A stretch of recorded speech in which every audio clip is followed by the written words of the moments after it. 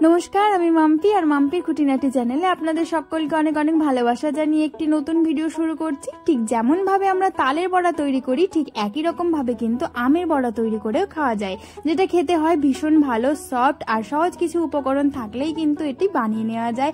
আজকে আমি এই আমের বড়ার রেসিপি আপনাদের সঙ্গে শেয়ার করব। আর সবসময় একঘেয়েমি আম খেতে কিন্তু ভালো লাগে না, সেই আম দিয়ে যদি একটু নিত্য নতুন রেসিপি তৈরি করি সেটা খেতে কিন্তু খুবই ভালো লাগে।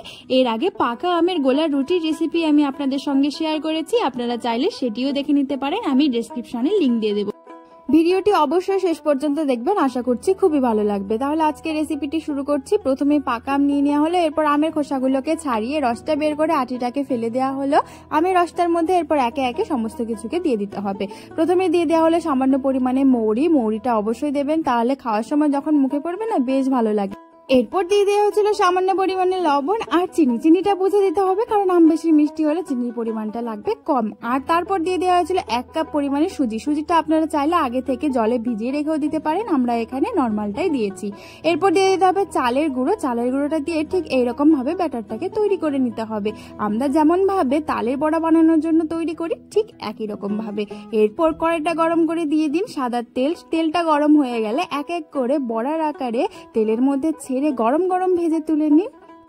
গ্যাসটাকে কম আঁচে রেখেই কিন্তু বড়াগুলোকে ভাজবেন, তাহলে বাইরের দিকটা আর ভেতর দিকটা দুটোই সমানভাবে ভাজা হয়ে যাবে। আর বাড়িয়ে করলে পরে কিন্তু বাইরের দিকটা পুড়ে যাবে আর ভেতর দিকটা থেকে যাবে কাঁচা, তাই অবশ্যই সেটাকে খেয়াল রেখে কিন্তু বড়াগুলোকে ভেজে নিতে হবে।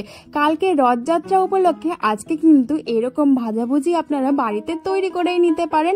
আর আম নিশ্চয়ই এখনো শেষ হয়নি, বাড়িতে সকলেরই আছে, তো আম দিয়ে এরকম নতুন রেসিপি কিন্তু বেশ ভালোই লাগে। আর যারা একদমই আম খেতে পছন্দ করেন না তাদেরকে একবার আপনারা এইভাবে পাকা আম দিয়ে বড়া তৈরি করে দিন না, দেখবেন এরকম পাকা আমের বড়ার প্রেমে পড়ে যাবে, আমি বলছি।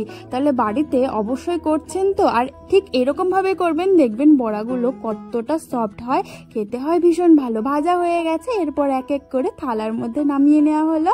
তারপর পরিবারের সকলে একসঙ্গে আড্ডা দিতে মজা করতে একটা করে দেখবেন শেষ হয়ে যাচ্ছে।